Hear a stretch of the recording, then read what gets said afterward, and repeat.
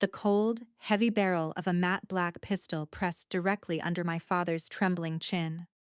You stole $5 million from my family, Richard. Julian Thorne snarled, pinning him against the reinforced glass. The mafia boss's icy blue eyes were entirely devoid of human mercy. In my world, that is repaid in blood.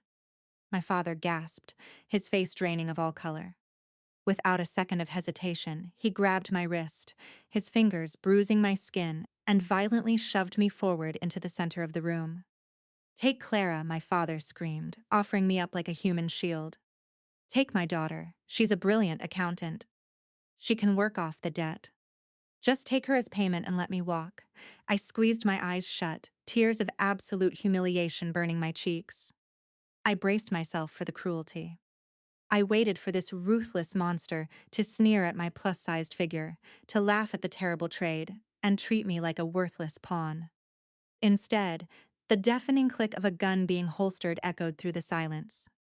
Julian Thorne slowly stepped toward me, his towering frame radiating a sudden, terrifying protectiveness. I do not buy people, Julian murmured, his voice a lethal, vibrating baritone that sent a shiver straight down my spine. He didn't look at my father, his intense gaze was locked entirely on me. But you, Richard. You just threw away a queen because you were too stupid to see her worth. When you are sold to a monster to pay a debt, you prepare for a life in the dark, but what happens when the devil decides to build you a throne in the light? Dive into this intense story of betrayal, brilliant strategy, and a mafia romance she never asked for. If you love fierce heroines and protective mob bosses, hit that subscribe button, leave a like, and share this video to hear the full story. They say a father's love is unconditional. Mine came with a $5 million price tag, payable to the devil of Chicago. The violent autumn rain lashed against the floor-to-soiling windows of the private glass elevator, the frantic staccato of the storm perfectly mirroring the terrified drumming of my own heart.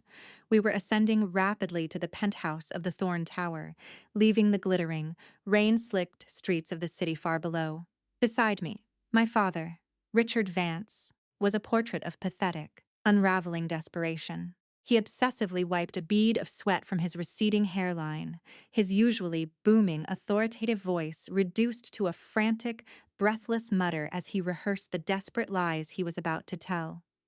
I stood frozen in the corner of the mirrored box, clutching a heavy leather briefcase full of audited tax returns to my chest like a physical shield. I was 34 years old, a brilliantly capable senior forensic auditor who could dismantle a Fortune 500 company's entire balance sheet in a single afternoon.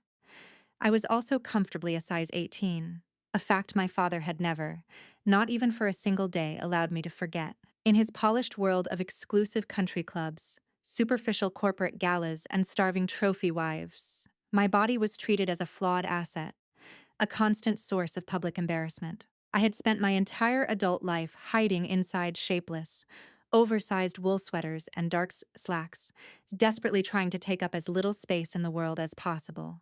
But tonight, I was not just an embarrassment, I was collateral. The elevator doors chimed and slid open with a soft, expensive hiss, revealing a sprawling, dimly lit penthouse that felt less like a home and more like a high-altitude fortress. The air inside was heavy, smelling of old leather, rain, and a faint hint of expensive bourbon. My father grabbed my wrist, his grip bruising and frantic, and dragged me into the cavernous living room. I stumbled, my sensible flat shoes catching on the edge of a magnificent Persian rug, but I managed to stay upright. My breath catching in my throat as the shadows in the room seemed to shift and solidify. He was sitting in a massive wingback leather armchair by the window, the darkness deliberately concealing the upper half of his face. The only light came from the harsh, rhythmic click and flare of a silver Zippo lighter in his right hand. Julian Thorne, the head of the Thorne Syndicate. He was a man whispered about in the boardrooms and back alleys of Chicago with equal parts reverence and absolute terror. He controlled the shipping lanes, the underground casinos, and allegedly half the judges in the state. He did not look like a street thug. He looked like a lethal, aristocratic predator dressed in a bespoke charcoal suit that screamed old money and absolute authority. Julian, my father began, his voice cracking pitifully as he stopped a safe 20 feet away from the armchair. I know the deadline was yesterday. I swear to God. The commercial zoning permits in the Southside District were delayed by the City Council. The money is tied up. I just need one more month. I will have double what I owe you. The Zippo snapped shut. The sudden silence in the massive room was deafening. Julian leaned forward, the ambient light from the city below finally illuminating his face. He possessed a sharp, unyielding jawline and piercing, icy blue eyes that looked entirely devoid of human mercy. He did not look at my father.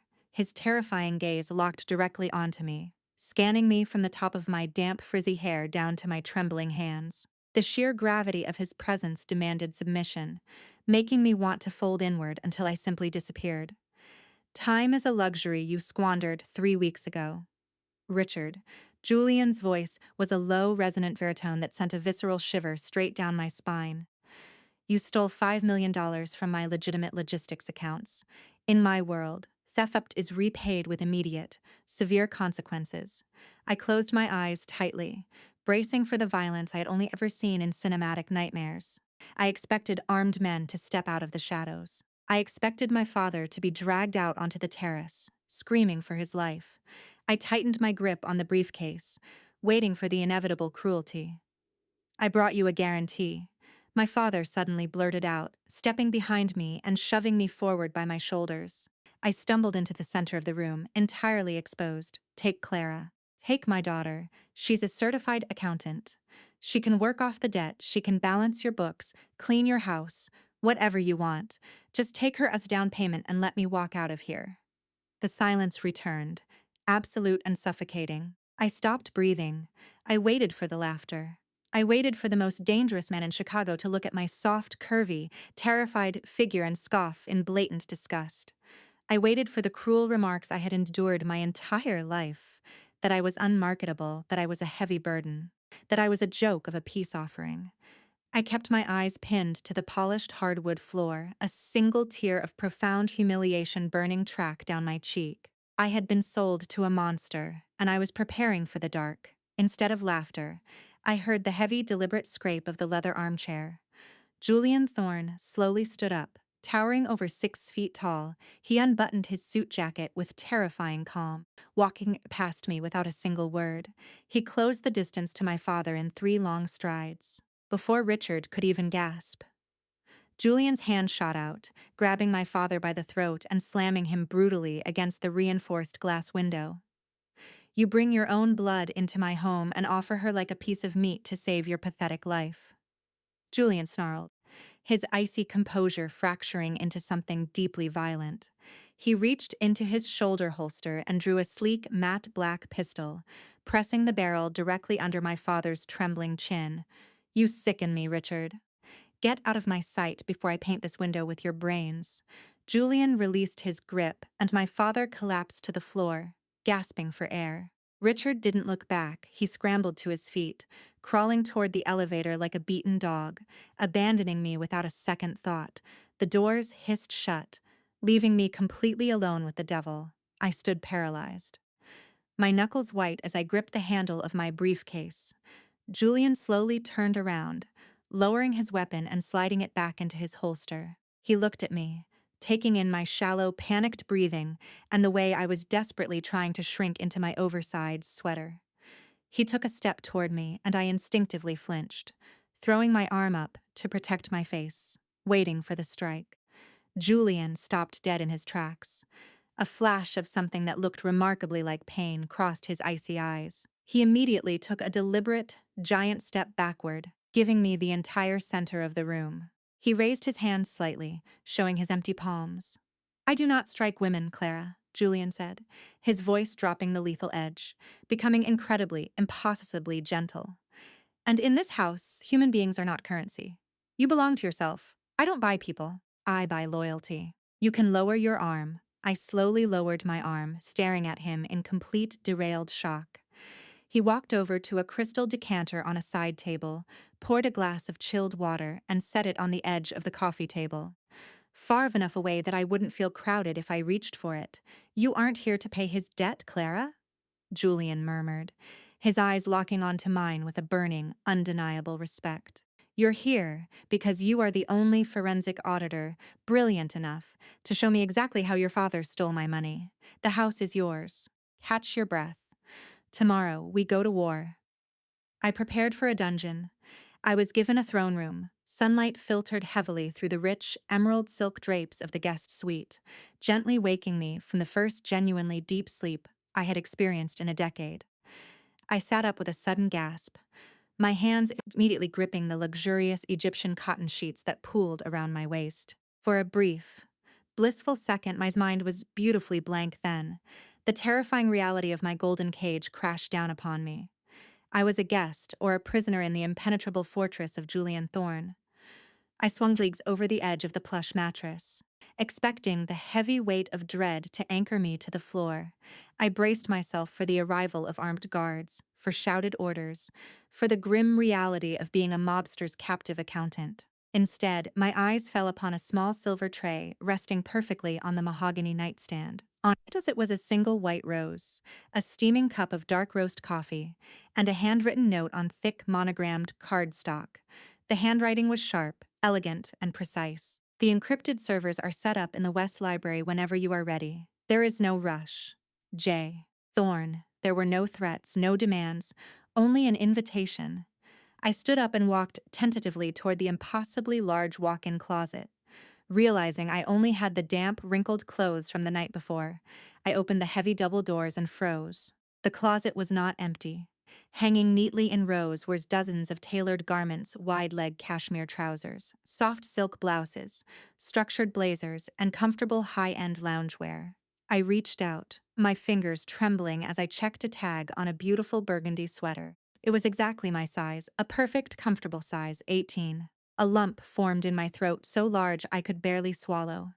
My own father deliberately bought me clothes 2 sizes too small to shame me into dieting. Julian Thorne, a man who had known me for less than 12 hours, had outfitted an entire wardrobe to ensure I felt comfortable and respected in my own skin. I dressed in a pair of soft black trousers and the burgundy sweater, marveling at how the fabric draped perfectly over my curves without squeezing or suffocating me. I navigated the sprawling, silent penthouse, eventually finding the West Library. It was a breathtaking, 2-story room lined with thousands of leather-bound books, smelling of rich mahogany and old paper. In the center of the room sat a massive oak desk, equipped with 3 state-of-the-art encrypted monitors. Julian was nowhere to be seen, true to his word. He had given me absolute space. I sat down, flexed my fingers, and dove into the digital ocean of the Thorne Syndicate's financial ledgers. This was my native language. As a forensic auditor, I could see stories in spreadsheets that others couldn't comprehend. For the next 12 hours, I lost myself in offshore routing numbers, dummy corporations, and layered cord shell accounts. It was an exhausting, brutal untangling of a massive financial web, but for the first time in my life, I felt a profound, exhilarating sense of purpose. I wasn't just a background character in my father's tragic narrative anymore. I was the architect of his reckoning. By midnight, the only light in the library came from the glowing monitors. My stomach let out a loud, aggressive rumble. I had been so focused I had forgotten to eat dinner. I quietly slipped out of the library and padded down the long hallway toward the massive, industrial-grade kitchen. I found a box of fresh artisan pastries sitting on the marble island. My mouth watered, but years of deep-seated trauma instantly flared up. My father had constantly policed my eating, offering snide remarks about carbohydrates and portion sizes, conditioning me to feel intense shame whenever I consumed anything deemed unnecessary. My heart raced as I quietly reached into the box, grabbing a chocolate croissant, intending to sprint back to the library to hide and eat in secret. The kitchen lights suddenly flicked to full brightness. I gasped, dropping the croissant onto the table counter, my cheeks burning with intense, paralyzing mortification. Julian stood in the doorway, dressed down in a black turtleneck and dark trousers, looking devastatingly handsome and terrifyingly perceptive. He looked at me, then looked at the pastry on the counter. My breath hitched. I braced myself for the lecture, for the cruel joke about my lack of self-control. Julian didn't say a word. He walked into the kitchen, his movements smooth and unhurried. He bypassed me completely, walking to the luxury espresso machine. He quietly brewed 2 cups of chamomile tea. Then he walked over to the marble island, picked up the box of pastries, and pulled out an almond croissant for himself. He set the tea down, pulled up a high stool, and took a large bite of his pastry. He gestured casually to the stool across from him. "Eat, Clara," Julian said quietly, his voice a warm rumble in the quiet kitchen. "You've been burning calories tearing apart my financial infrastructure for 12 hours. In this house, we don't apologize for sustaining ourselves." Tears prickled the corners of my eyes. It was as if he had reached directly into my mind and completely dismantled decades of toxic conditioning with a single profound gesture. He didn't offer pity, he offered solidarity. I slowly sat down, picking up my chocolate croissant. We sat in companionable silence, eating in the middle of the night. He made me feel entirely human, entirely normal. "I found the missing money," I whispered, breaking the silence as I finished my tea.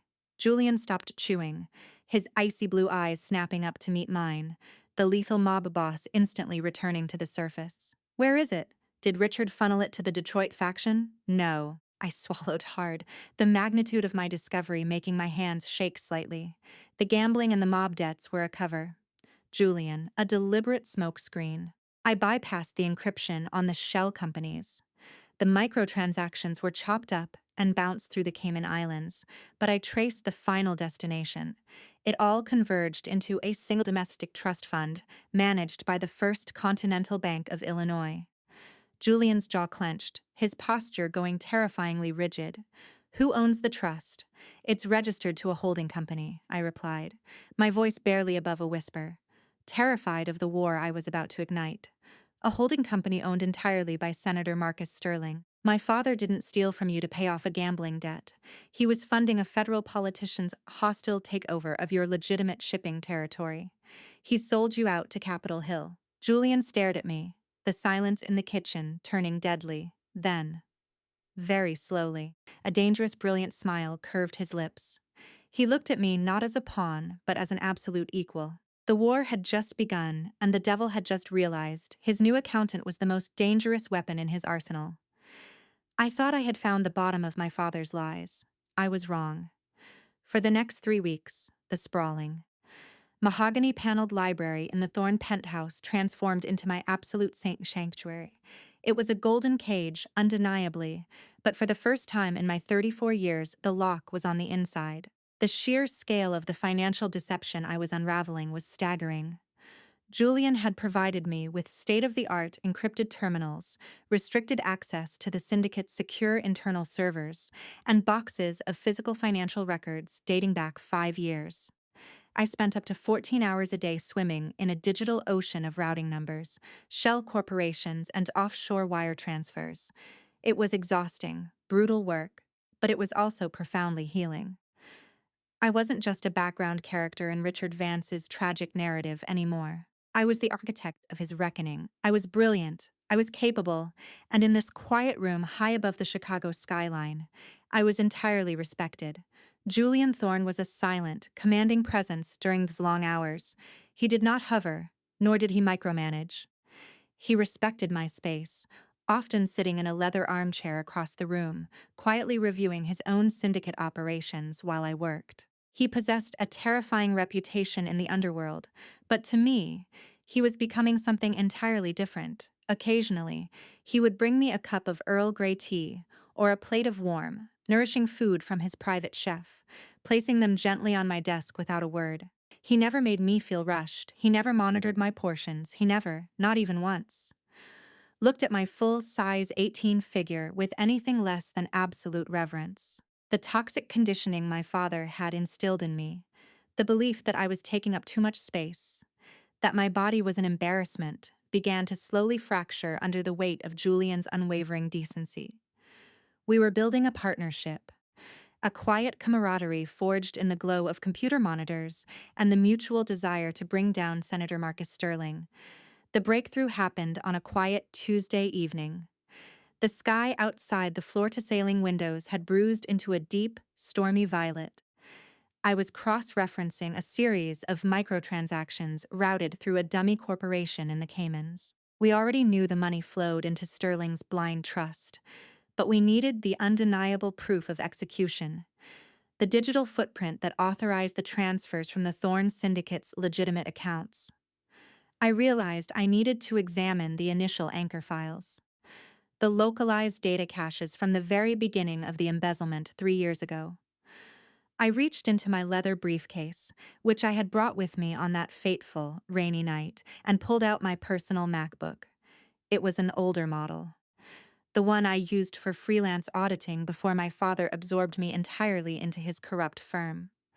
I booted up the laptop and connected it to the secure closed network Julian had established. My fingers flew across the keyboard, bypassing standard firewalls and diving into the root directory of my father's old server backups, which I had aggressively cloned months ago when I first suspected his insolvency.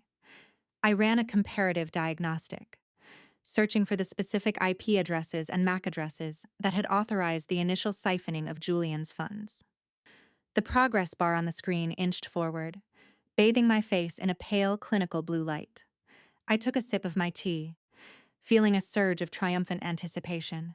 We were about to have the smoking gun. We were about to have the exact digital signature of the insider who helped my father betray the Thorne family. The diagnostic pinged, signaling completion. I set my teacup down, leaning closer to the high-resolution monitor. My eyes scanned the decrypted authorization logs. I read the originating IP address. I blinked, a cold, icy confusion beginning to form in the pit of my stomach. I read it again. I checked the MAC address, the unique hardware identifier of the computer that had initiated the theft of $5 million. My breath hitched, trapping itself painfully in my throat. The blood drained in from my face so rapidly I felt a wave of dizzying nausea wash over me. It wasn't an anonymous insider. It wasn't a corrupt bank manager. The MAC address staring back at me belonged to the very machine resting under my fingertips, my personal MacBook. No, I whispered, my voice trembling, sounding horrifyingly loud in the quiet library. I frantically clicked through the nested folders, uncovering hidden, heavily encrypted partitions buried deep within my own hard drive. My father hadn't just used my computer. He had used my administrative credentials, my digital security signatures, and my personal IP address to authorize every single fraudulent transfer over the past 3 years. He had meticulously fabricated a digital paper trail that entirely bypassed him and pointed the finger directly, undeniably, at me. The realization hit me with the force of a physical blow. The humiliation I had felt when he tried to sell me to Julian was nothing compared to this absolute, annihilating betrayal. Richard Vance didn't just offer me to a mafia boss to buy himself time. He had meticulously orchestrated my destruction for years. He had set me up as the mastermind. I wasn't just his collateral. I was his scapegoat. I was the meat shield he had designed to take the fall when the federal government inevitably came looking for the missing millions. A choked, broken sob escaped my lips before I could stop it. I pressed the heels of my hands into my eyes, my shoulders shaking violently as the sheer magnitude of my father's hatred for me finally broke me. I was going to federal prison. The evidence was irrefutable, completely baked into my own hardware. Clara. Julian's voice sliced through the heavy air. I hadn't even heard him cross the room. Suddenly, his large, incredibly warm hands were resting shaking shoulders. The physical contact, so rare and so deliberately respectful, sent a jolt of electricity through my panic. What is it? Talk to me. I couldn't speak. I simply pointed a trembling finger at the glowing monitor. Julian leaned over me, his chest brushing lightly against my back. I felt the sudden terrifying rigidity of his muscles as he read the decrypted logs. He was a man who understood the architecture of betrayal better than anyone, and it took him less than 10 seconds to realize exactly what he was looking at. He framed you, Julian said, his voice dropping to a silken, deadly register that made the hairs on the back of my neck stand up. It wasn't directed at me, the absolute, murderous fury radiating from him was entirely meant for my father. He used your credentials to launder the money to Sterling. I didn't do it, Julian. I swear to God I didn't know, I babbled, the panic completely taking over. I spun around in my chair, looking up at him with tear-filled eyes, terrified he would think I was part of the con. He set me up. He made it look like I was the architect of the theft. The federal authorities, if they audit this, they won't see Richard Vance. They'll see Clara Vance. I have no defense. I have no way to prove he stole my digital identity. Julian didn't hesitate. He dropped to one knee, a man of unimaginable power, lowering himself to eye level with me. He reached out his rough thumbs gently, carefully wiping the tears from my cheeks. His icy blue eyes were blazing with a fierce, terrifying protectiveness. "Look at me, Clara. Breathe. I know you didn't do this. You are not a thief, and you are certainly not a fool. Your father is a dead man walking, but right now you are under my protection. I will not let them touch you. Do you understand me?" I nodded slowly, drawing a shaky breath, anchoring myself to the absolute certainty in his voice. For a moment, looking into his eyes, I actually felt safe. I actually believed we could outsmart the federal trap my father had built. Then, the penthouse's internal security alarms began to blare, a harsh, rhythmic pulsing that shattered the quiet sanctuary of the library. Julian stood up instantly, his hand dropping to the weapon holstered beneath his jacket. He strode to the window, pulling back the heavy emerald drapes. I stood up on trembling legs and walked over to stand behind him. Down on the rain-slicked streets of downtown Chicago, directly in front of the Thorn Tower, a dozen black tactical SUVs had swarmed from the entrance. Red and blue lights flashed violently, cutting through the stormy darkness, illuminating the heavily armed federal agents pouring out of the vehicles. "Julian?" I whispered, the bottom falling out of my world as the reality of my father's trap snapped its jaws shut. "They aren't here for the Thorn Syndicate. They are here for the accountant. To survive the law, I had to formally ally with the lawless." The penthouse descended into calculated, high-stakes chaos. Julian's head of security, a towering, silent man named Gregory, burst into the library. His tactical radio hissing with rapid communications. The FBI had breached the lobby. They were holding a federal warrant signed by a federal judge, and they were ascending the private elevators. We had less than 3 minutes. I stood frozen by the desk, my heart hammering violently against my ribs. The federal prison system was entirely unequipped to handle the wrath of Senator Marcus Sterling. If I was taken into federal custody tonight, I would likely suffer a fatal, unexplained accident before I ever saw a courtroom. Stall them at the reinforced doors. They do not cross the threshold without my explicit permission. Julian ordered Gregory, his voice entirely devoid of panic. He turned to me, his mind operating at a terrifying tactical speed. "Pack the laptop. Wipe the secondary servers. Julian, it's a federal warrant," I stammered, my hands shaking as I closed the MacBook. "You can't just tell the FBI to go away. If you harbor a federal fugitive, they will tear your entire syndicate to the ground. They will freeze your assets. You have to let them take me." Julian crossed the room, stopping inches from me. The intensity in his eyes was blinding. "I do not throw my people to the wolves, Clara. And I certainly do not surrender the woman who holds the key to my empire to a corrupt politician. But you are right. We cannot fight the federal government with bullets tonight. We have to fight them with the law." Before I could process his words, Julian's lead attorney, Elias Vance, no relation to my treacherous father, strode into the room, adjusting his tie with maddening calm. Elias was the architect of the Thorn Syndicate's legal invulnerability. "They have a localized warrant for your arrest, Ms. Vance," Elias stated clinically, pulling a thick document from his leather briefcase. "Wire, fraud, federal embezzlement, and conspiracy to defraud the United States government." Senator Sterling's people moved quickly. "However, the warrant assumes you are an independent, unprotected citizen. It does not account for corporate or familial diplomatic immunity." "What are you talking about?" I asked, looking frantically between the lawyer and the mafia boss. The heavy reinforced steel doors of the penthouse began to pound.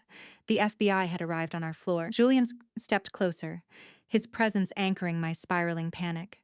"There is a legal loophole, Clara, a very old, very absolute one. Spousal privilege. If you are my wife, you are legally shielded by the Thorn Syndicate's umbrella corporate structure. More importantly, the federal government cannot compel you to testify against me." nor can they easily extract the wife of a high-profile public figure without triggering a massive, highly publicized legal war. A war Senator Sterling desperately wants to avoid while he runs his shadow trust. I stared at him, my mouth slightly parted in shock. You want to marry me right now. It is a tactical alliance, Julian said, his voice lowering, becoming incredibly earnest. It is a shield.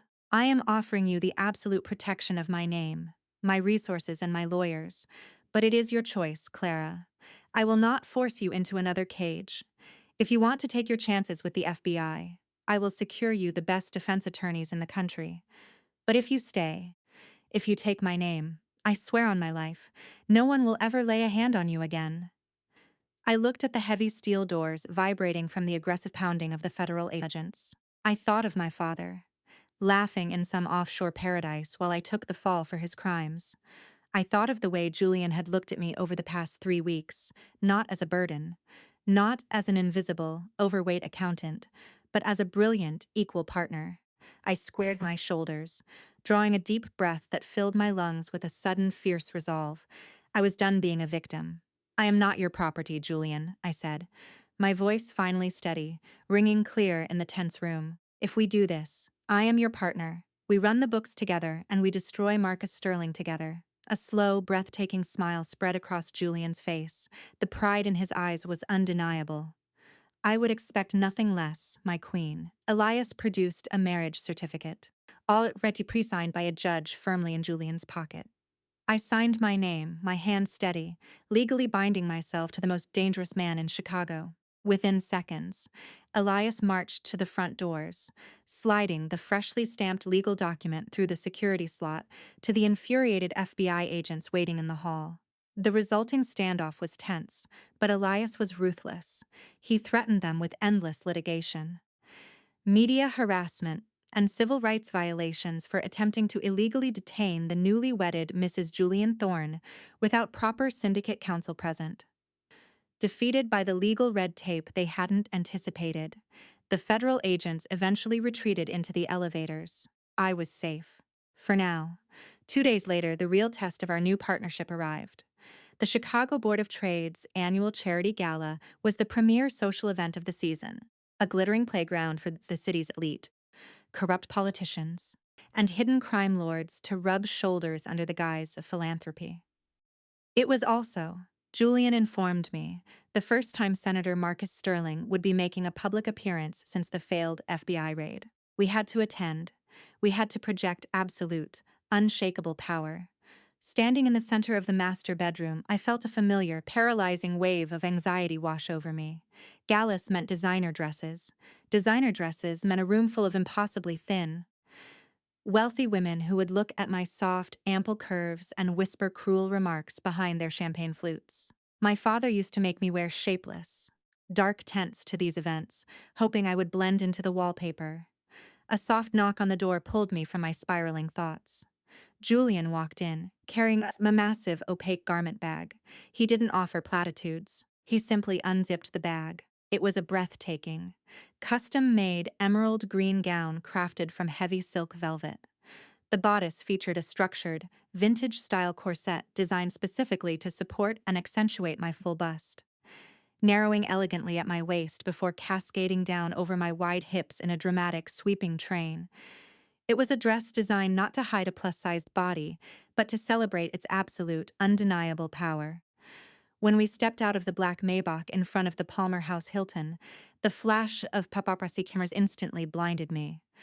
But a large, reassuring hand settled firmly on the small of my back. Julian was beside me, looking devastatingly handsome in a classic black tuxedo, radiating an aura of lethal authority.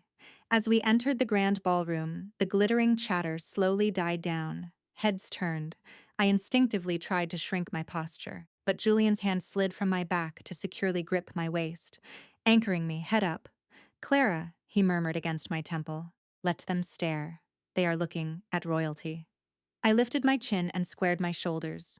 The emerald dress hugged my curves flawlessly. I saw the shock register on the faces of the socialites who had mocked me for years. They expected a tragic, humiliated captive. Instead, they saw a radiant, confident woman standing as an equal beside the most powerful man in the room. As we navigated the room, a tall, stick-thin socialite named Victoria, who had made my early 20s a living hell, purposefully blocked our path.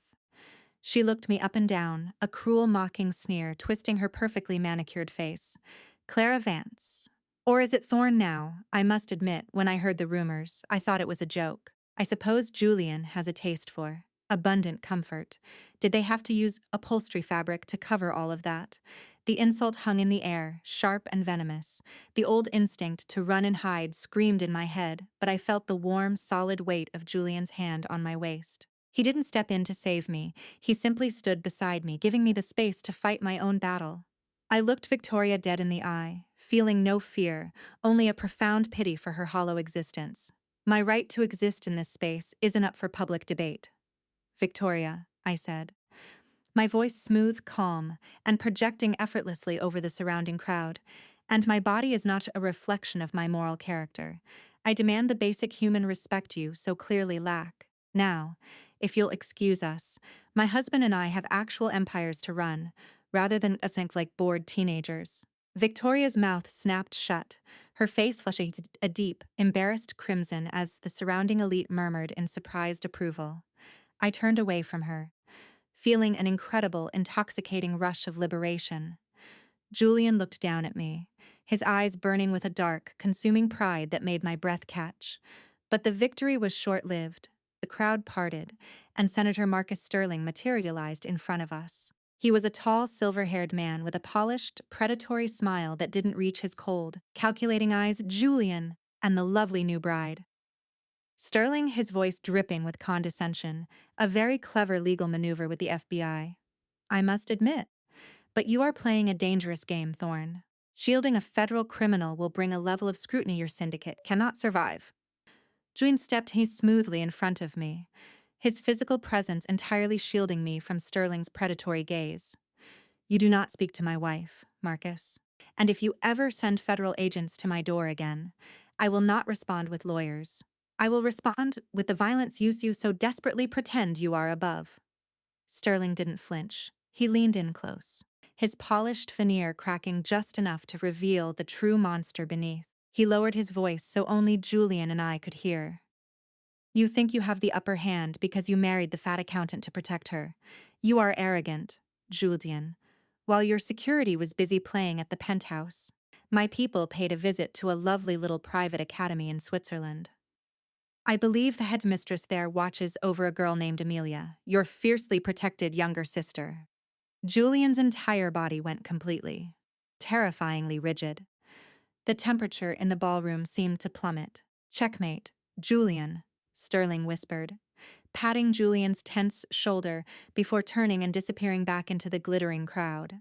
The stakes had just been raised from a financial war to an absolute bloodbath, and I realized with horrifying clarity that our newfound partnership was about to face its most agonizing test. In a game of chess, sometimes the queen must strategically sacrifice the king to win the board. The silence inside the armored Maybach as we departed the Palmer House Hilton was absolute and suffocating. The glittering facade of the charity gala had instantly dissolved the moment. Senator Marcus Sturgis, his vile threat against Julian's younger sister, Amelia. The neon lights of downtown Chicago bled through the rain-streaked, bulletproof windows, casting long, fractured shadows across Julian's face. He sat perfectly still, his jaw clenched so tightly a muscle feathered violently beneath his skin. He was a man accustomed to absolute control, a predator who commanded the city from the shadows. But Sterling had bypassed the syndicate's armor and struck directly at the only vulnerable artery Julian possessed. I watched him, my heart breaking not from fear, but from the immense agonizing weight I knew he was carrying. "Where is she?" I asked, my voice barely above a whisper, breaking the heavy tension in the cabin. "Amelia, where is the academy?" Julian didn't look at me immediately. He kept his eyes fixed on the taillights of the security escort ahead of us, Montreux, on the edge of Lake Geneva. It is supposedly the most secure private facility in Europe, heavily guarded by private contractors loyal to my family for 3 generations. But if Sterling knows her exact location, he has already compromised the perimeter. He has eyes on her. We can pull her out, I urged, shifting closer to him on the plush leather seat, desperate to offer a solution. We have the resources. We can charter a jet tonight. Move her to a secondary safe house before Sterling's people can coordinate an extraction. Julian finally turned his head, his icy blue eyes meeting mine. The lethal, untouchable mafia boss was entirely gone, replaced by a desperate protective brother. Sterling is the chairman of the Senate Intelligence Committee, Clara. He controls federal black ops teams. If I mobilize my men to move Amelia, he will track the movement via satellite and intercept her in transit. She is a sitting target. As long as he believes he has leverage over me, she is temporarily safe. If I provoke him, or if I expose his laundering operation now, he will give the order to kill her before the ink on the federal indictments can dry. The horrifying reality of our situation settled over me like a heavy, suffocating blanket. Sterling had brilliantly trapped us in a Mexican standoff. If we moved against his finances, Amelia died. If we did nothing, my father's fabricated evidence would eventually be used by Sterling to bury me in federal prison, leaving Julian entirely at his mercy. Suddenly, the encrypted radio on the dashboard hissed to life. Gregory's deep, urgent voice crackled through the speakers. "Boss, we have a massive problem." The federal task force didn't leave after the gala. They regrouped. We have unmarked tactical vans boxing us in at the next intersection. They have the streets locked down for a 3-block radius. They aren't trying to serve a warrant, Julian. They are setting up a hard ambush. Julian's demeanor shifted instantly from a protective brother back to a ruthless tactician. He unholstered his weapon with terrifying speed, checking the chamber. They are operating under Sterling's direct orders. He's forcing my hand. If we fight our way out of this, it becomes a domestic terrorism incident. And he gains the legal authority to seize every asset the Thorn Syndicate possesses. The Maybach slammed on its brakes, the tires screaming against the wet asphalt as 2 heavy, armored federal transports violently cut off our path, blocking the intersection. A dozen Zen clad in black tactical gear and Kevlar vests poured out of the vehicles. Assault rifles raised and aimed directly at our windshield. The blinding glare of their mounted floodlights pierced the cabin, turning the interior into a blinding, chaotic nightmare. "Listen to me, Clara," Julian commanded, grabbing my shoulders, his grip entirely grounding me amidst the escalating chaos outside. Sterling needs to believe he has won. He needs to believe that his threat broke our alliance. If we stand together as a united front, he will view you as an active combatant, and he will execute Amelia to punish me. We have to give him a show. We have to sever the tie. "No," I gasped, my hands instantly gripping the lapels of his tuxedo jacket, my chest heaving. "Julian, I am not leaving you to face them alone. We are partners. We fight them together. We will fight them. But we must do it from opposite sides of the board," Julian urged, his voice fierce and urgent as the federal agents began slamming the butts of their rifles against our armored doors. "I am going to surrender to them. They will take me into federal custody, and they will hold me without bail under the Patriot Act. That takes me off the board and pacifies Sterling. But you, Clara, you must become the ghost." He reached into the inner pocket of his jacket and pressed a small, heavy object into my palm. It was a matte black encrypted burner phone. This device holds the master encryption keys to the syndicate's dark accounts, completely disconnected from the servers your father compromised. It has $20 million in untraceable bearer bonds and offshore liquidity. Julian explained rapidly, his eyes burning into mine with an intensity that stole the breath from my lungs. "When the doors open, you are going to play the role of the terrified, discarded wife. You are going to look at me with absolute hatred. You must make them believe I forced you into this marriage, and now that the feds have me, you want nothing to do with me. Do you understand? It is the only way Sterling will take his eyes off you." My heart shattered against my ribs. The mere thought of looking at this magnificent, honorable man with hatred felt like a physical violation of my own soul. But I understood the tactical genius of his plan. It was a sacrifice. He was sacrificing his freedom and his reputation to buy me the cover of shadows, and to buy his sister her life. I can't just leave you in a federal cage, I whispered, tears blurring my vision. Julian cupped my face in his large, warm hands, his thumbs gently wiping away the tears. You are not leaving me, my queen. You are taking the throne. You are going to step into the dark, and you are going to dismantle Marcus Sterling's empire brick by brick. You have the brilliant mind required to do this. I trust you with my life, and I trust you with my family. Now, give them the performance of a lifetime. Julian leaned down and pressed his lips to mine in a bruising, desperate kiss. It was a vow, an anchor, and a heartbreaking temporary goodbye all rolled into one agonizing moment. When he pulled away, the warmth vanished, replaced by the freezing reality of the ambush. Julian turned and kicked the heavy armored door open, stepping out into the pouring rain with his hands raised empty in the air. The federal agents immediately swarmed him, slamming him brutally against the side of the Maybach, securing his wrists in heavy steel cuffs. The paparazzi, tipped off by Sterling's people, had already descended upon the intersection like a pack of starving wolves. Camera flashes exploded in rapid succession, capturing the mighty Julian Thorne being humiliated in the street. I took a deep, shuddering breath, drawing upon every ounce of strength I had cultivated over the past month.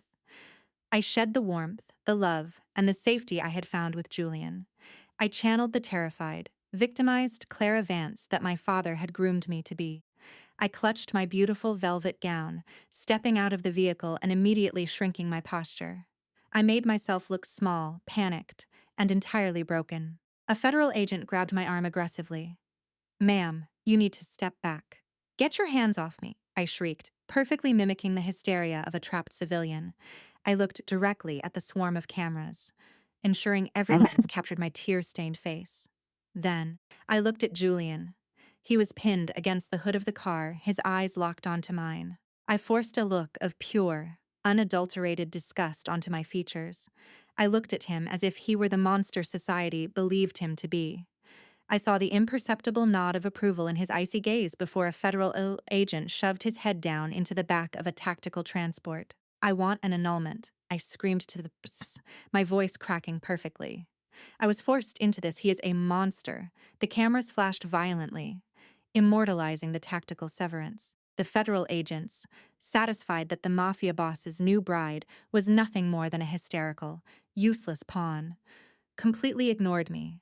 They piled into their vehicles and sped away into the stormy night, leaving me standing alone on the freezing, rain-slicked pavement. I was entirely isolated, shivering in the cold, surrounded by the flashing bulbs of the tabloids. The pain of the separation was agonizing, a hollow ache tearing through my chest.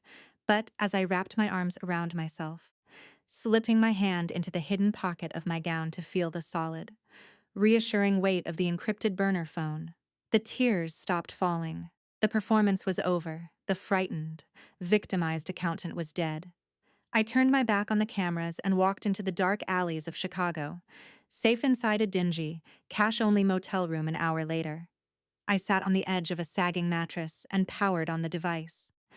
The screen illuminated the dim room, revealing a custom wallpaper with a single handwritten message from Julian. Ruin them. I stared at the words, feeling a cold, terrifying fire ignite within my veins. Senator Marcus Sterling thought he had removed the king from the board. He was about to find out exactly why the queen was the most dangerous piece in the game. I spent 34 years waiting for a savior, praying for someone to validate my existence, to tell me I was worthy of taking up space in the world. As I sat in the oppressive silence of the rundown motel room, the neon vacancy sign flashing a bloody crimson through the thin curtains, I finally realized the absolute truth. It was time to rescue myself. The first thing I did was strip off the heavy, rain-soaked emerald velvet gown. It was a beautiful garment, a symbol of Julian's respect, but it was not built for a war zone. I folded it carefully and placed it in the corner of the room. I dressed in simple, practical clothing I had purchased with cash from a late-night convenience store: dark jeans, a black turtleneck, and a nondescript waterproof jacket. I tied my damp hair into a severe, tight knot at the base of my neck. I looked at my reflection in the cracked bathroom mirror. The soft, terrified woman who used to hide inside oversized sweaters was entirely gone. Staring back at me was a lethal, hyper-focused forensic predator. I was a woman who no longer apologized for her intellect or her body. I returned to the small laminate desk in the main room and opened the burner phone Julian had given me. It wasn't just a communication device, it was a mobile, heavily encrypted digital command center. Julian had preloaded it with a proprietary operating system that bypassed standard cellular networks, routing its signal through a labyrinthine series of global proxy servers. I connected the device to a secure, disposable laptop I had procured and began the systematic dissection of Senator Marcus Sterling's life. Operating from the shadows, I weaponized my mind. I didn't need guns or tactical teams to wage this war. I needed routing numbers, corporate charters, and audit trails. Sterling believed he was untouchable because his corruption was hidden behind high layers of legitimate political action committees and shell companies. But as a forensic auditor, I knew that money, no matter how brilliantly laundered, always leaves a ghost trail. I started with the holding company that managed Sterling's blind trust, the very trust my father had funneled Julian's $5 million into. Using the $20 million in untraceable offshore liquidity Julian had provided, I launched a series of aggressive, hostile financial maneuvers. I didn't just trace Sterling's assets, I actively assaulted them. My fingers flew across the keyboard in a symphony of destruction. I identified 3 major commercial real estate development firms in the Midwest that were quietly owned by Sterling's holding company. They were his legitimate fronts, the entities he used to wash his dirty money before it entered his political campaign coffers. Over the course of 48 grueling, sleepless hours, I orchestrated massive short-selling campaigns against those specific firms. I used the syndicate's dark funds to flood the market with aggressive buyouts of their supply chain vendors, artificially inflating their operational costs by 400% overnight. I watched the financial monitors glow in the dim motel room, tracking the catastrophic drop in Sterling's corporate liquidity. It was an exhilarating, terrifying rush of pure power. I was systematically bleeding a corrupt United States senator dry, without ever leaving a 10 by 10 room. By the dawn of the 3rd day, Sterling's primary legitimate fronts were entirely paralyzed, unable to meet payroll, facing imminent bankruptcy and, more importantly, immediate federal tax audits that would inevitably expose his hidden ownership. But it wasn't enough. Paralyzing his businesses would hurt him politically, but it wouldn't free Julian, and it wouldn't guarantee Amelia's safety in Switzerland. I needed the kill shot. I needed to drain his offshore war chest, the massive, hidden account in the Cayman Islands, where he kept the accumulated wealth of a decade of extortion and bribery.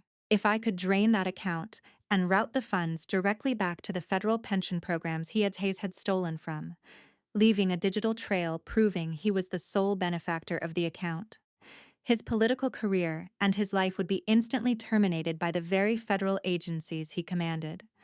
I dove deeper into the encrypted network, bypassing firewalls that would have taken a team of government hackers weeks to crack. I felt a profound sense of clarity, the toxic voice of my father, the voice that told me I was useless, invisible, and unmarketable was finally, permanently silenced in my head. I was entirely empowered by my own capabilities. I found the offshore account. It was a massive digital vault holding nearly $50 million in laundered assets. I initiated the hostile transfer protocol, routing the massive sum toward a decentralized holding array I had built the night before. I watched the progress bar load, my heart pounding in my throat. 90%, 95%. The screen flashed a brilliant, angry red. The transfer halted abruptly, frozen in the digital ether. Error. Final authorization required. Biometric override mandatory. I stared at the screen, my blood running ice cold. The system didn't require a password or an encryption key. Sterling had built a failsafe into the deepest layer of his offshore network. The final authorization to move the funds required a physical, localized biometric scan, specifically the fingerprint of the account's original shadow guarantor. I pulled up the encrypted charter documents, frantically searching for the identity of the guarantor. When I saw the name, the laptop nearly slipped from my hands. It wasn't Sterling, it was Julian. Sterling had forced Julian to act as the blind guarantor for the account years ago, as part of a coerced extortion deal to protect his family. To drain the account and destroy Sterling, I needed Julian's physical thumbprint. I slumped back in the cheap plastic chair, running my hands over my tired face. I couldn't finish this remotely. Julian was locked in a maximum security federal holding facility in the heart of Chicago, completely cut off from the outside world. I couldn't walk into a federal prison, and I certainly couldn't sneak a biometric scanner through high-level security checkpoints. I accessed the Federal Bureau of Prisons database, using a backdoor Julian's security teams had established years ago. I searched for Julian Thorne's inmate registry. The system updated, revealing a highly classified transport order because of his high-profile status and the alleged danger he posed. Julian was moved. At 0400 hours the following morning, he was scheduled to be transferred from the downtown holding facility to a federal black site penitentiary in Colorado. They were moving him in a heavily armored federal convoy, traversing the desolate, winding highways outside the city limits before dawn. I looked at the flashing red error message on my screen, and then I looked at the dark, stormy sky outside the motel window. The terrified accountant I used to be would have given up, paralyzed by the sheer impossibility of the task. But the woman I had become, the queen of the Thorn Syndicate, understood what had to be done. I closed the laptop and picked up the encrypted phone, dialing the one number I knew would bypass the federal wiretaps. Gregory answered on the first ring. "Clara," Gregory said, his deep voice radiating a mixture of relief and intense focus. "We saw what you did to Sterling's real estate holdings. Half of his corporate board just resigned in a panic. It's brilliant. But Julian is being moved in 3 hours. We are preparing to intercept, but it's a suicide mission. They have a dozen armed marshals in that convoy. Call the men off, Gregory," I commanded, my voice entirely steady, ringing with an authority I had never known I possessed. "Do not engage the convoy with weapons. If you shoot at federal marshals, Julian dies in the crossfire and Sterling wins. Then how do we get him?" Gregory demanded. "We don't," I replied, staring at my reflection in the dark window. "I just need you to block the highway at mile marker 42, create a bottleneck, force the convoy to a complete stop for exactly 2 minutes. I don't need to break Julian out of the transport." "Then what the hell are you going to do?" I picked up the portable biometric scanner I had wired into the laptop. "I am going to walk right up to the armored transport, and I am going to get my husband's thumbprint. Prepare the roadblock. Reunion is sweet, but vengeance is a dish best served legally, methodically, and without a single drop of mercy." At 0400 hours. Interstate 55 was a desolate stretch of freezing, rain-slicked asphalt bathed in the ethereal, ghostly glow of amber highway lamps. The storm had worsened, transforming the torrential downpour into a blinding sheet of sleet that coated the world in a treacherous layer of black ice. I sat in the passenger seat of an unmarked, heavily modified tactical van parked on the shoulder, my heart hammering a frantic, bruising rhythm against my ribs. Beside me, Gregory. Julian's towering head of security kept his eyes glued to the thermal imaging monitor mounted on the dashboard. He had orchestrated the bottleneck flawlessly, less than a mile up the road. A massive commercial 18-wheeler driven by a syndicate loyalist had conveniently slowed its tires on the ice, jackknifing violently across all 3 northbound lanes. The federal convoy transporting my husband to a black site penitentiary was officially trapped in the gridlock, surrounded by miles of impassable, freezing forest. "They are at a complete standstill," Gregory rumbled, his voice tight with suppressed adrenaline. He handed me a high-visibility neon yellow EMT jacket and a heavy canvas medical jump bag. "The marshals are on high alert. If they suspect you are hostile, they will shoot through the glass. You have exactly 90 seconds before standard protocol dictates they call for aerial extraction. Do not hesitate, Clara." I slipped the jacket over my shoulders, the oversized fabric swallowing my frame, providing the perfect disguise. Hidden beneath the flap of the medical bag was the sleek, biometric scanner connected to my encrypted terminal. I took a deep, shuddering breath, banishing the last remnants of the terrified, invisible woman my father had raised. I pushed open the heavy van door and stepped out into the freezing vortex of the storm. The sleet bit into my cheeks like shattered glass. But I forced myself into a dead sprint along the shoulder of the highway, weaving through the idling cars of disgruntled midnight commuters. Through the blinding snow, I finally saw it. The federal convoy consisted of 3 black SUVs flanking a massive, heavily armored Bearcat transport vehicle. The federal marshals were out of their vehicles, shouting into their radios, their assault rifles slung across their chests as they assessed the jackknifed truck ahead. I slowed my pace to a frantic, purposeful jog, playing the role of a desperate first responder perfectly. I rushed directly toward the side of the Bearcat. "Step back, ma'am. This is a restricted federal transport," a marshal barked, stepping into my path and raising a heavy hand to halt my momentum. "I have a mass casualty dispatch for the pileup ahead," I shouted over the howling wind, my voice laced with practiced panic. I pointed frantically toward the 18-wheeler. Dispatch reported severe laceration.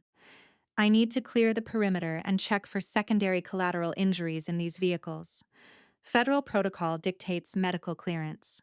The marshal hesitated, his training momentarily clashing with the chaos of the manufactured emergency. In that split second of hesitation, I sidestepped him, pressing my body against the freezing, reinforced steel of the Bearcat. I looked through the thick, wire-meshed ballistic glass of the passenger compartment. It was dark inside, but the ambient light from the highway lamps illuminated a familiar, towering silhouette. Julian was chained to the heavy steel bench, his wrists bound in heavy cuffs. He looked up, his icy blue eyes widening by a fraction of a millimeter as he recognized me through the sleet and the neon disguise. "Ma'am, get away from the vehicle," the marshal yelled, stepping forward to physically remove me. I had only seconds. I reached into the medical bag and pulled out the flat, glowing green biometric scanner, pressing it flat against the ballistic glass, right where a small localized communication port was cracked open for air circulation. Julian understood instantly. With a sudden, terrifying roar, he lunged forward against his chains, acting as though he were violently attacking the window. The marshals shouted, drawing their weapons, but Julian's hand slammed against the glass. Through the 2-inch gap of the communication port, his thumb pressed perfectly, firmly against the glowing green pad of the scanner. The device chirped a tiny, melodic beep acquired. I stumbled backward, throwing my hands up in the air as if terrified by the prisoner's sudden outburst. "I'm clear. No injuries here," I screamed, backing away submissively. The marshals, distracted by Julian's aggressive display, focused their weapons on the transport, completely ignoring the frantic EMT as she disappeared back into the blizzard. 10 minutes later, inside the heated tactical van, I connected the scanner to my laptop. The red error message vanished, authorization accepted. I executed the transfer in less than 3 seconds. Senator Marcus Sterling's $50 million offshore war chest was drained to zero. The laundered blood money was systematically routed through a dozen ghost accounts before being permanently, traceably deposited directly into the Chicago Dockworkers Pension Fund. I had not only bankrupted a corrupt politician, I had left an irrefutable digital paper trail proving he had been hoarding stolen federal funds. The fallout was catastrophic and instantaneous, without his offshore leverage.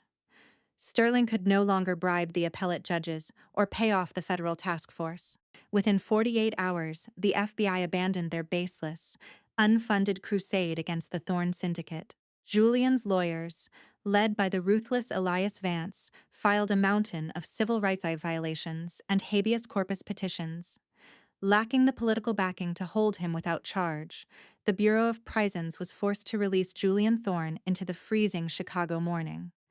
We retreated to the syndicate's most secure stronghold, a sprawling, magnificent glass and timber cabin nestled deep within the snow-covered mountains outside the city. It was an impenetrable fortress, surrounded by acres of private forest and guarded by Gregory's elite perimeter team. For the first time in my life, standing in the center of the beautiful, vaulted living room, the crushing weight of survival completely evaporated. The war was over. We had won. The storm raged outside the floor-to-ceiling windows, but inside his massive stone fireplace crackled, filling the room with a deep, comforting warmth. Julian stood by the fire, dressed in a soft, dark cashmere sweater. Pouring 2 glasses of heavy red wine, he turned and handed me a glass, his eyes tracing the soft curves of my body in my comfortable knit dress, with a reverence that stole the breath from my lungs. There was no tactical distance between us anymore. The invisible armor we both wore had been permanently discarded. You took down an empire from a motel room," Julian murmured, stepping into my space, the heat radiating from his massive frame enveloping me. He reached out, his rough thumb gently tracing the line of my jaw. "You saved my life, Clara. You saved my sister. You did what an army of armed men could never do. Your mind is the most beautiful, terrifying weapon I have ever witnessed.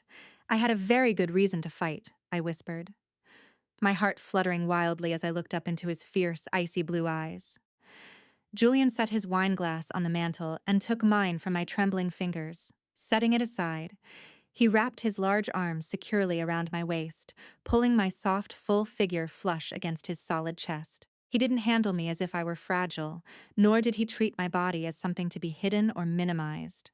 He held me with an absolute, consuming devotion, anchoring me in a profound reality where I was entirely, unconditionally loved exactly as I was. "I love you, Clara," Julian breathed, his voice a deep, vibrating rumble against my lips. "Not because you saved me, but because you are the most magnificent creature I have ever had the privilege of knowing. You are my queen, in every sense of the word." He kissed me, slow and deep, a breathtaking culmination of all the respect, the danger, and the quiet camaraderie we had shared. The kiss was a vow, sealing our partnership not in blood or legal documents, but in an unbreakable, equal devotion. I wound my arms around his neck, finally, completely surrendering to the safety he offered. I felt beautiful. I felt powerful. I felt entirely at peace. Then, the soft jazz playing from the vintage record player in the corner violently screeched. The needle tearing across the vinyl, the warm ambient lighting of the cabin instantly died, plunging the massive room into pitch black. Julian's entire body went rigid. The romantic warmth vanished in a millisecond, replaced by the lethal instincts of a predator.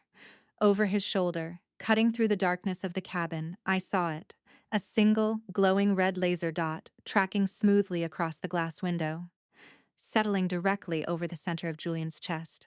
"Get down," Julian roared, his massive weight crashing into me, tackling me to the hardwood floor just as the floor-to-ceiling windows exploded inward. Hell didn't open its gates slowly, swallowed us whole in a deafening, blinding instant. The shattering of the reinforced glass was followed immediately by the terrifying, rhythmic staccato of suppressed automatic gunfire. The heavy, high-caliber rounds tore through the beautiful timber cabin, shredding the expensive furniture and obliterating the stone mantel where our wine glasses had rested seconds before.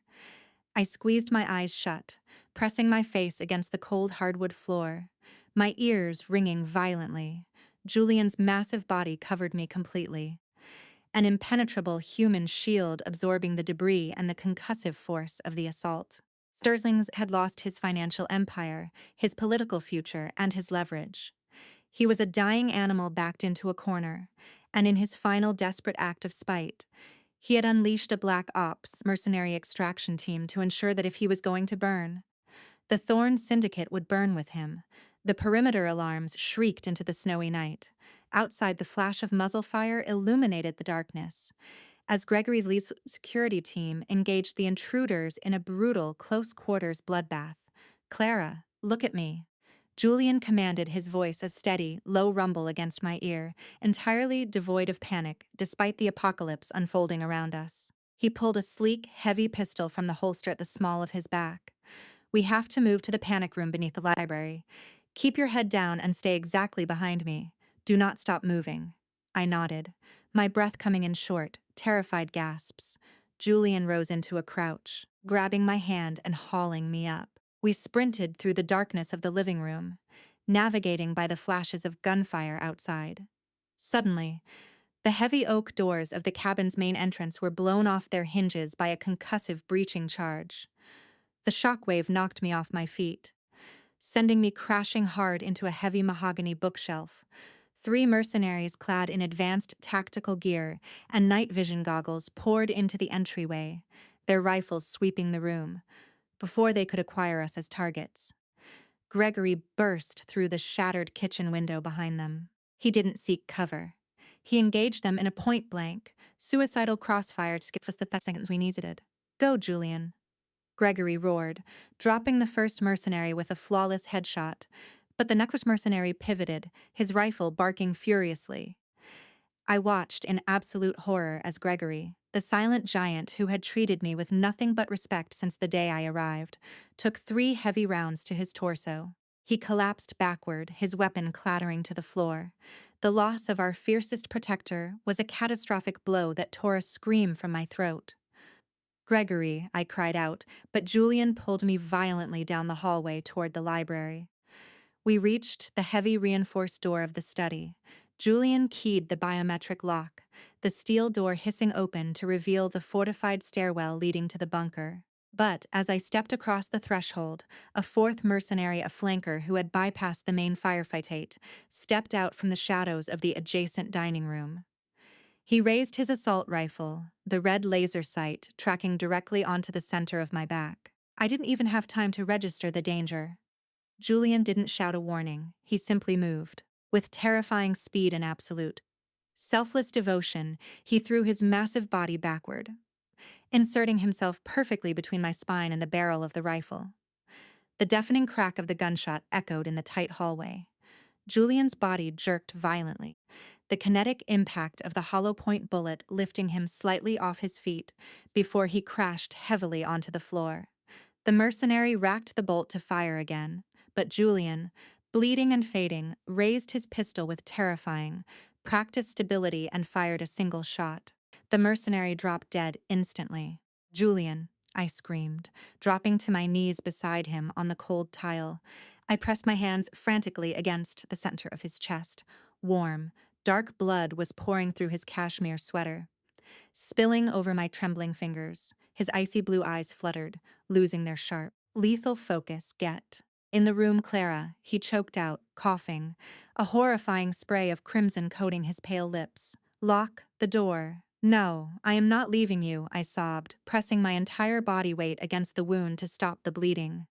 The sheer terror of losing him threatening to shatter my mind. The surviving syndicate guards finally swarmed the hallway, securing the perimeter, but the damage was irreversible. Julian's head rolled to the side, his eyes rolling back as he slipped into a profound, terrifying unconsciousness. The next 3 hours were a blurred nightmare of sirens, frantic shouting, and the sterile, blinding lights of the Thorn Syndicate's underground trauma center, located beneath an abandoned warehouse in the industrial district. The facility was equipped with top-tier surgeons on the syndicate payroll. I sat in the desolate waiting room, shivering uncontrollably. My hands, my clothes, and my skin were stained with Julian's blood. The surgeons had taken him into the operating theater an hour ago. The bullet had missed his heart by millimeters, but it had shattered his lung and caused massive internal hemorrhaging. He was in a critical coma. The king had fallen, and I was entirely, devastatingly alone. I stared at my blood-stained hands. Drawing upon every ounce of resilience I possessed, I had won the financial war, but the physical war had taken everything I loved. I closed my eyes, silently vowing that if Julian survived, I would spend the rest of my life ensuring no one ever threatened our family again. The sharp ding of the facility's private elevator shattered the silence. I looked up, expecting to see a surgeon bringing news. Instead, a dozen uniformed local police officers and federal marshals poured into the waiting room, their hands resting on their holstered weapons. The syndicate guards raised their weapons in response, a deadly standoff instantly materializing in the sterile corridor. From the center of the federal formation stepped my father, Richard Vance. He looked immaculate in a tailored suit, completely unaffected by the apocalypse that had just consumed my life. Beside him stood a pale, nervous-looking doctor clutching a thick leather binder. Richard looked at me, covered in blood and trembling, and a smug, Sickeningly triumphant smile spread across his face. Sterling's final contingency plan wasn't just physical violence, it was psychological annihilation. Stand down. The lead federal's marshal ordered the syndicate guards, holding up a heavy legal document bearing the seal of a federal judge. We are not here to make arrests. We are executing a lawful medical extraction under a court-ordered conservatorship. I stood up slowly, my legs feeling like lead. What are you talking about? I rasped, my voice raw and broken.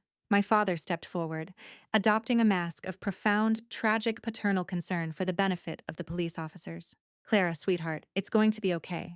Daddy is here to get you the help you need. You've been through a terrible trauma. Get away from me, I hissed, taking a step back, a new, horrifying realization dawning on me. My daughter has suffered a severe violent psychotic break. Richard lied smoothly, addressing the marshals and the nervous doctor.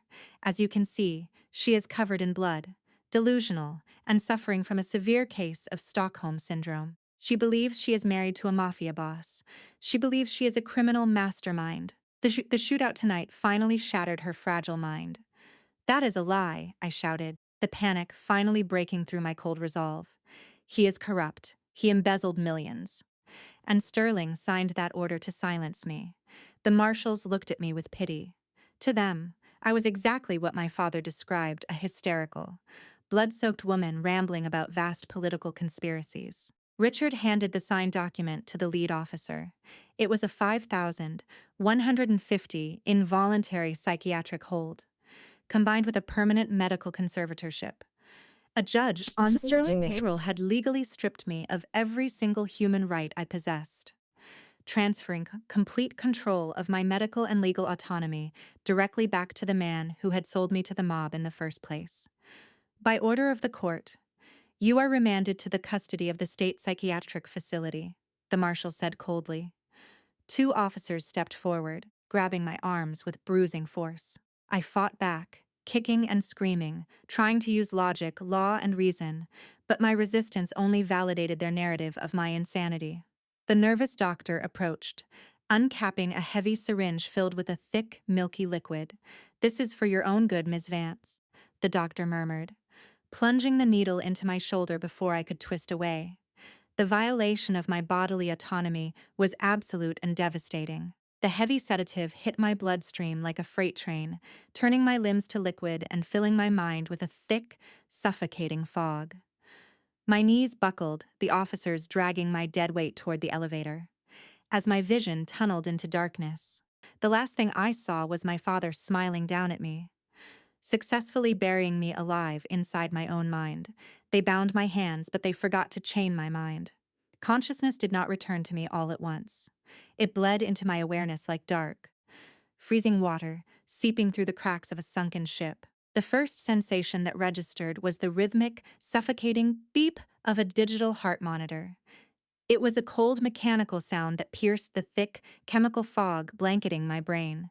I tried to lift my hands to rub the agonizing ache behind my eyes, but my arms wouldn't move. A sharp, abrasive friction bit into my wrists. I snapped my eyes open, the harsh, blinding glare of overhead fluorescent lights instantly searing my retinas. I blinked rapidly, fighting the nausea and the disorientation, until the sterile environment finally came into focus.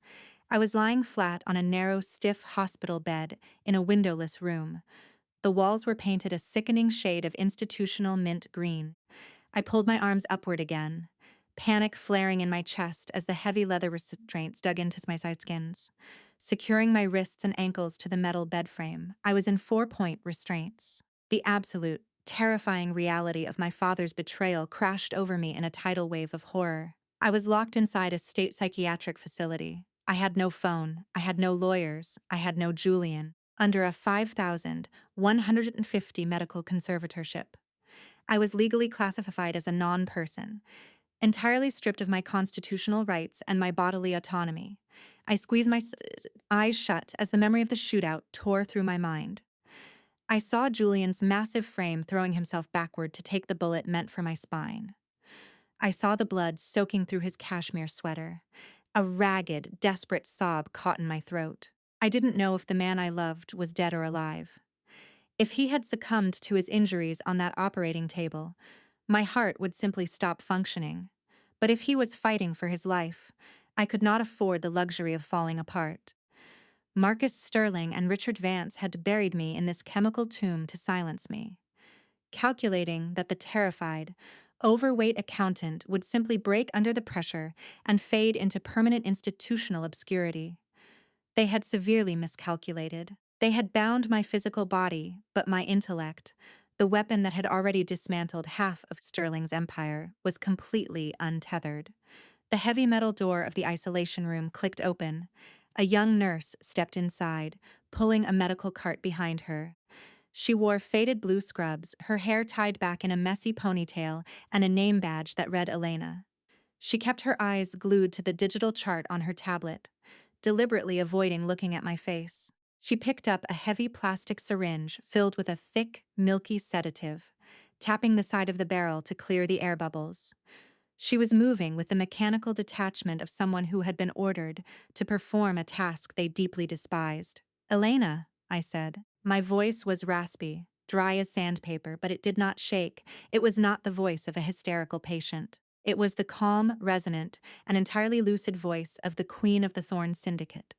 The nurse flinched, nearly dropping the syringe.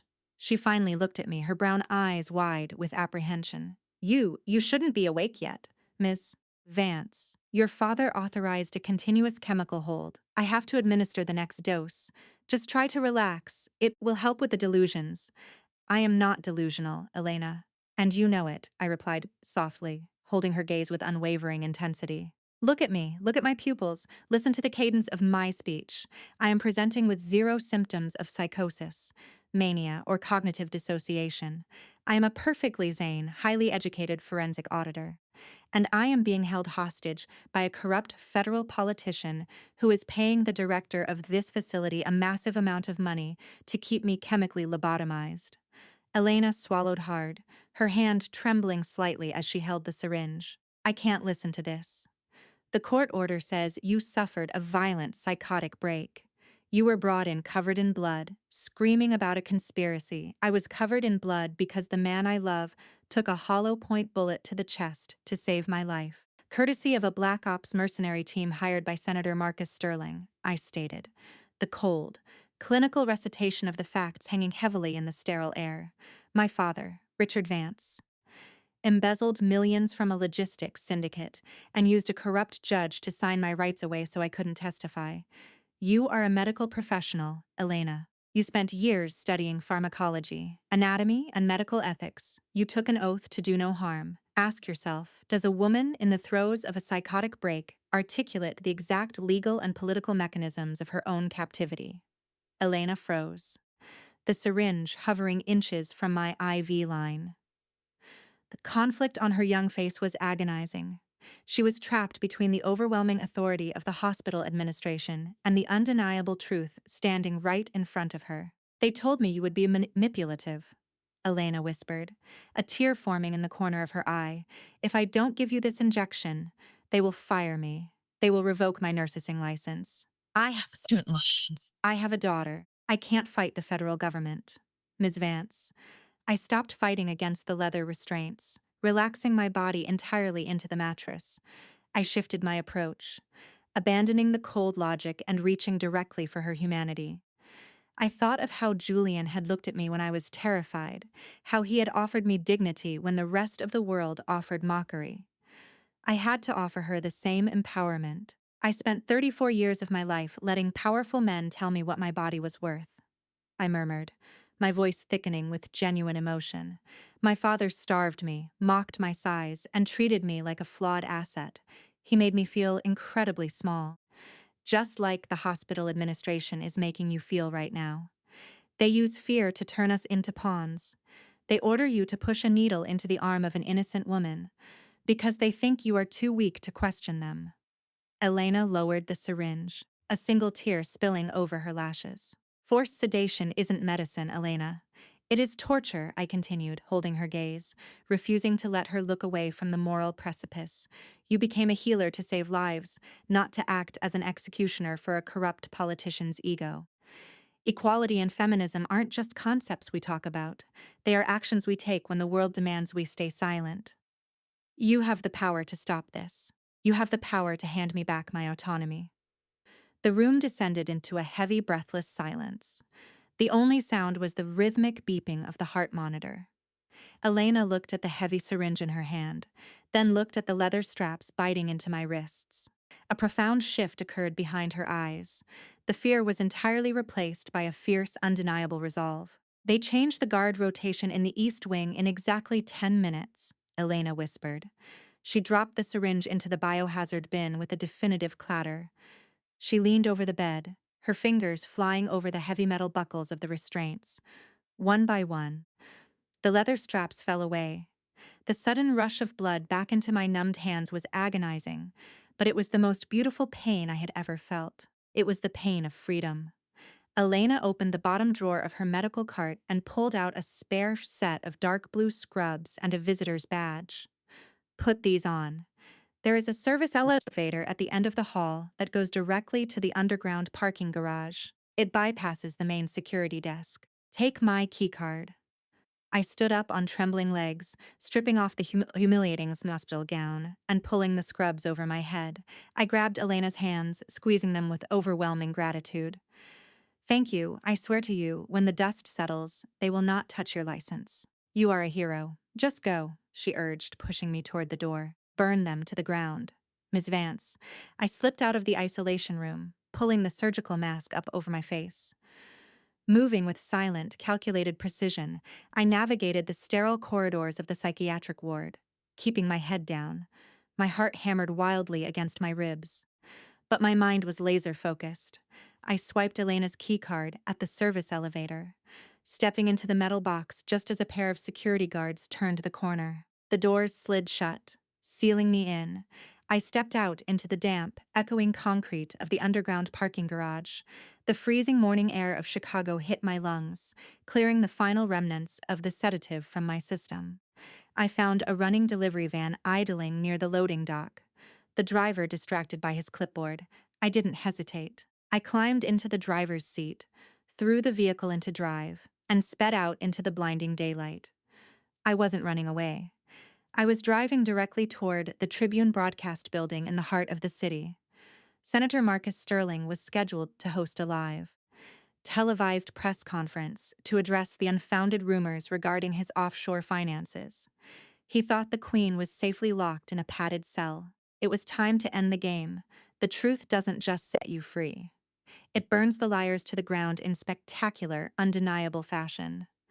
The Tribune broadcast building was a towering monolith of glass and steel in downtown Chicago.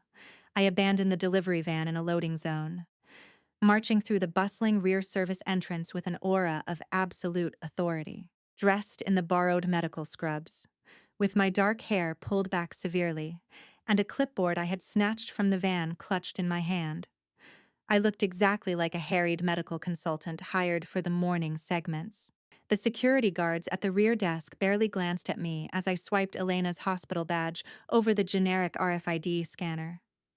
The system beeped a warning, but before the guard could investigate, I confidently pushed through the turnstile, blending seamlessly into the chaotic swarm of producers, interns, and camera operators preparing for the morning news cycle.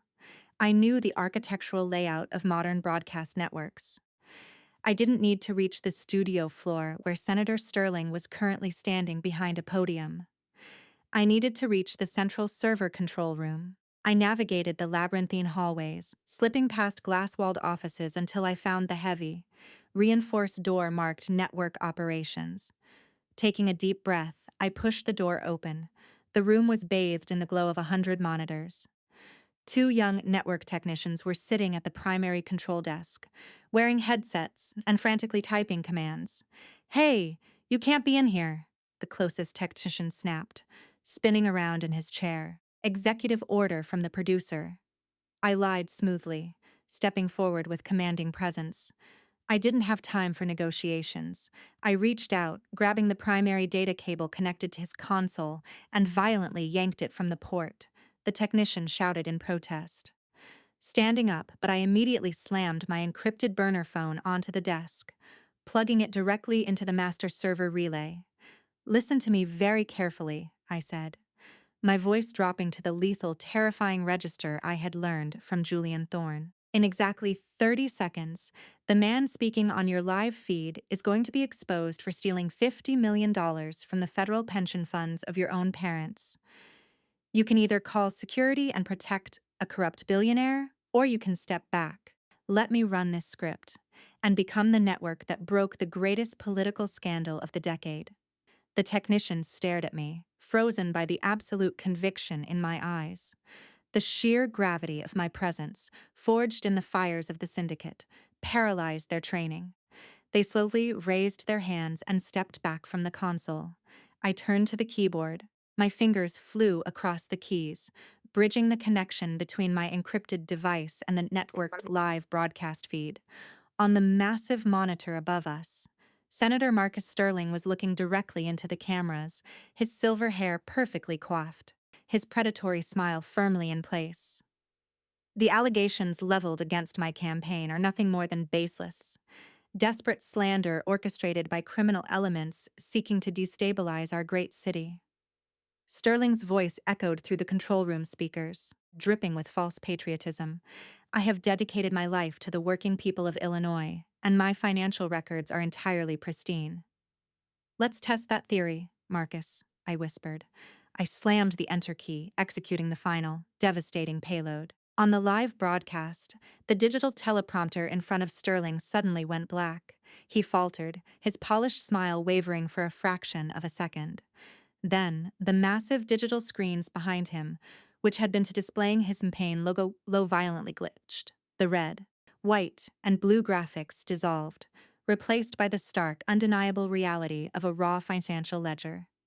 A collective gasp echoed from the studio floor, audible even through the monitors. The screens displayed the exact routing numbers, the offshore shell company names, and the microtransaction logs I had decrypted. But I didn't just show the history, I showed the execution. I ran the playback of the $50 million being drained from his secret Cayman account and deposited directly into the Chicago Dockworkers Pension Fund. Next to the scrolling numbers, a high-resolution image of the court-ordered 5,000. 150 psychiatric hold bearing his illegal signature flashed on the screen, proving his abuse of federal power. Sterling turned around, looking at the screens. The color drained from his face so rapidly he looked like a corpse. His jaw dropped, the predatory confidence entirely annihilated. He stammered into the microphone, but no words came out. He looked back at the cameras, sheer, unadulterated terror in his eyes.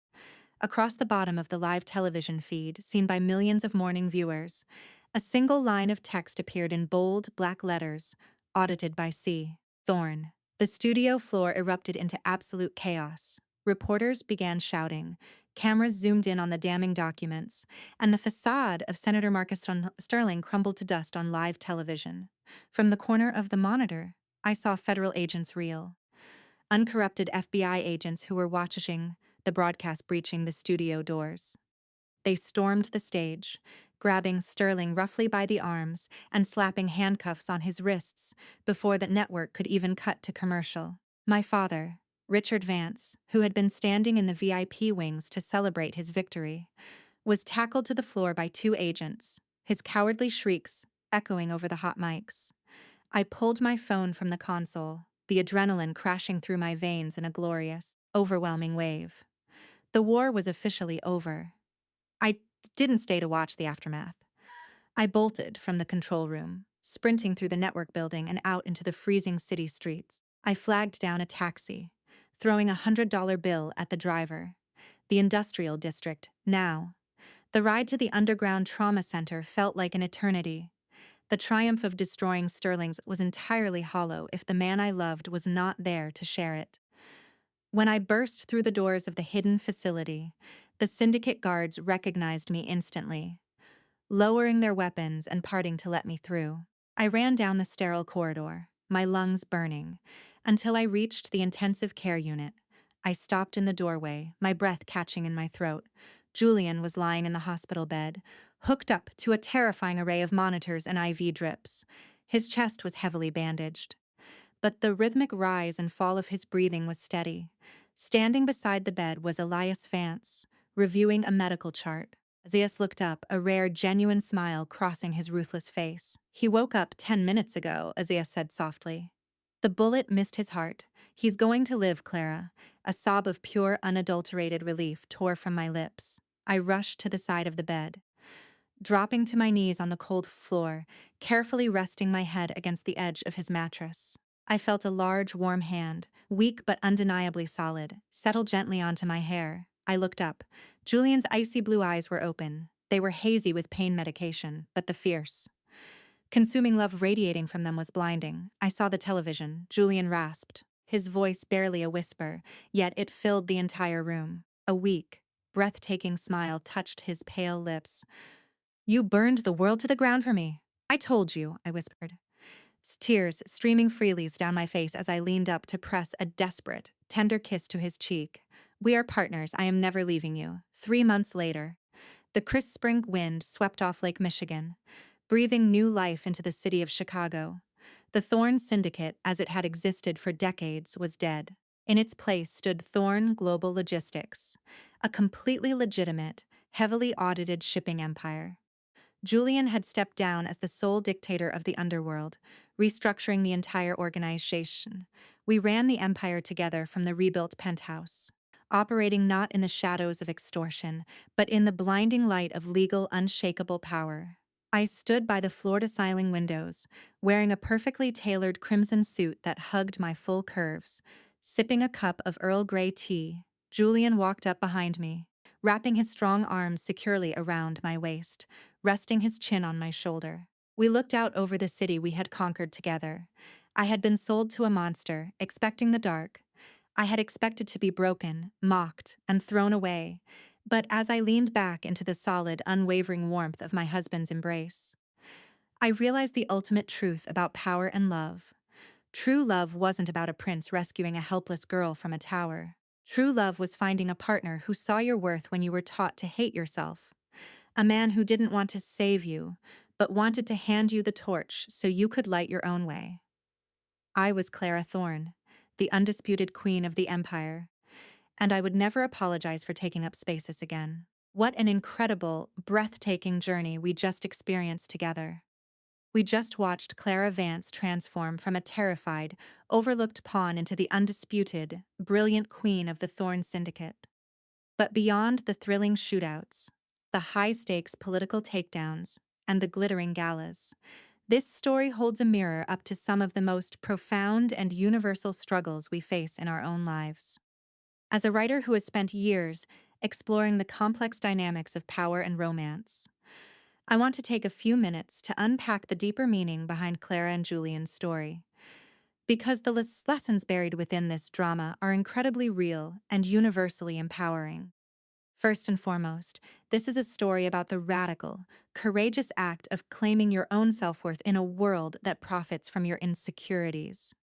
For 34 years, Clara was conditioned by a toxic, narcissistic father to believe that her worth was tied entirely to her physical size. She was taught to apologize for her body, to hide in oversized sweaters, and to make herself as invisible as possible. How many of us have felt that exact same way? How many of us have let the cruel voices of our past, whether from family, society, or toxic relationships, dictate how much space we are allowed to take up in the world? Clara's journey teaches us that our dignity is not conditional. True power begins the very moment you decide to stop apologizing for who you are. When Clara finally stepped into that emerald velvet gown, she wasn't just dressing for a gala, she was putting on her armor.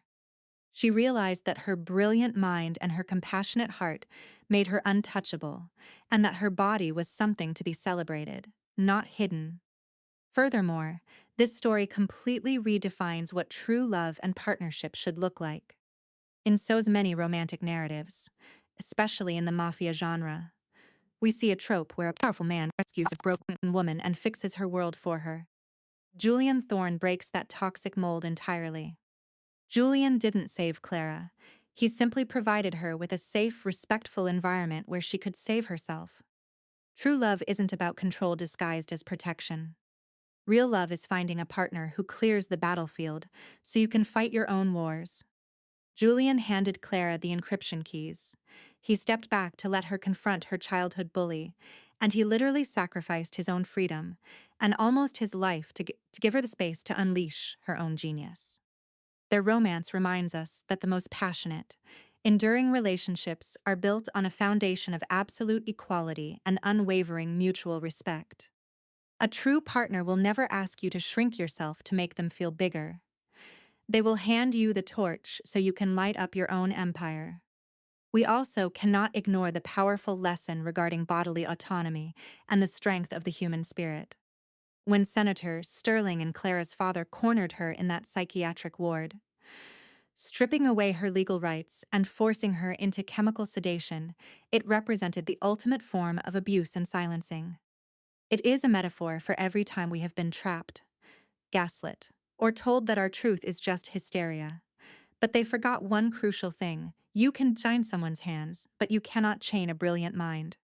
Clara didn't escape that hospital using physical violence. She escaped using deep human empathy and the unshakable truth of her own sanity. She reminds us that even in our darkest, most paralyzing moments of victimhood, our intellect and our voice are weapons that no one can ever truly confiscate.